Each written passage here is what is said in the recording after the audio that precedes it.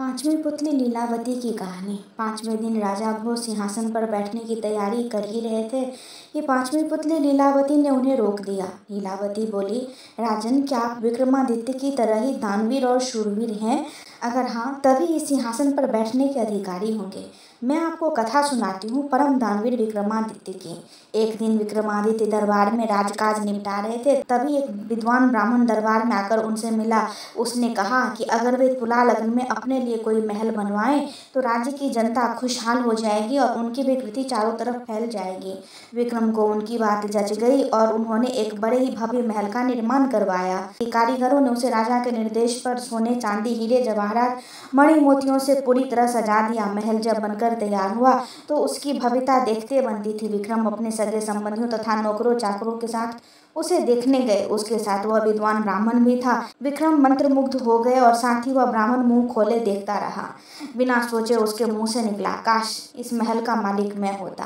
राजा विक्रमादित्य ने यह सुनते ही झट वह महल उसे दान में दे दिया। ब्राह्मण के तो मानो पांव ही जमीन पर नहीं पड़ रहे थे। वह भागता हुआ अपनी पत्नी को यह समाचार सुनाने पहुंचा। इधर ब्राह्मणी उसे खाली हाथ आते देख कुछ बोलती उससे पहले ही उसने उस हीरे, जवाहरात और मणि मुक्ताओं से जुड़े हुए महल को दान में प्राप्त करने की बात बता दी। ब्राह्मण की पत्नी तो खुशी के मारे समा नहीं रही थी। उसे एक बारगी लगा मानो उसका पति पागल हो गया है और यूं ही अनाप शनाप बक रहा है। मगर उसके बार बार कहने पर वह उसके साथ महल देखने को चलने को तैयार हो गई। महल की शोभा देखकर उसकी आंखें खुली रह गई। महल का कोना कोना देखते कब शाम हो गई उन्हें पता ही नहीं चला। थके मांदे हुए एक शयन कक्ष में जाकर निढाल हो गए। अर्धरात्रि में उनकी आंखें किसी आवाज से खुल गई। सारे महल में महक फैली हुई थी और सारा महल प्रकाशमान था। उन्होंने ध्यान से सुना तो लक्ष्मी बोल रही थी। वह कह रही थी उसके भाग्य से वह यहाँ आई है और उनकी कोई भी इच्छा पूरी करने को तैयार है। ब्राह्मण दंपति का डर के मारे बुरा हाल हो गया। ब्राह्मणी तो बेहोश हो गई। लक्ष्मी ने 3 बार अपनी बात दोहराई, लेकिन ब्राह्मण ने कुछ नहीं मांगा तो क्रुद्ध होकर चली गई। उसके जाते ही प्रकाश तथा महक दोनों गायब। काफी देर बाद ब्राह्मणी को होश आया तो उसने कहा, यह महल जरूर गुथा है, इसलिए दान में मिला। इससे अच्छा तो हमारा टूटा फूटा घर है जहाँ चैन की नींद सो सकते हैं। ब्राह्मण को पत्नी की बात जच गई। सहमे सहमे बाकी रात काटकर तड़के ही उन्होंने अपना सामान समेटा और पुरानी कुटिया को लौट गए। ब्राह्मण अपने घर से सीधा राजभवन आया और विक्रमादित्य से अनुरोध करने लगा कि वे अपना महल वापस ले लें। पर दान दी गई वस्तु वो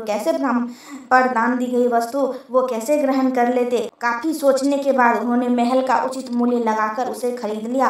ब्राह्मण खुशी खुशी अपने घर लौट आया। ब्राह्मण से महल खरीदने के बाद राजा विक्रमादित्य उसमें आकर रहने लगे। वहीं अब दरबार भी लगता था। एक दिन वे सोए हुए थे, लक्ष्मी फिर आई। जब लक्ष्मी ने उनसे कुछ भी मांगने को कहा तो वे बोले, आपकी कृपा से मेरे पास सब कुछ है, फिर भी आप अगर दान देना चाहती हैं तो मेरे पूरे राज्य में धन की वर्षा कर दें और मेरी प्रजा को किसी भी चीज की कमी न रहने दें। सुबह उठकर उन्हें पता चला कि सारे राज्य में धन की वर्षा हुई और लोग वर्षा वाला धन राजा को सौंप देना चाहते हैं। विक्रमादित्य ने आदेश दिया कि कोई भी किसी अन्य के हिस्से का धन नहीं समेटेगा और अपने हिस्से का धन अपनी संपत्ति मानेगा। जनता जय जयकार कर उठी। इतना कहते ही पुतली लीलावती बोली, बोलो राजन, क्या इस कथा के बाद तुम सिंहासन पर बैठने के योग्य अपने आप को मानते हो? राजा भोज निराश हो गए और अपने कक्ष में लौट गए। जय श्री कृष्ण।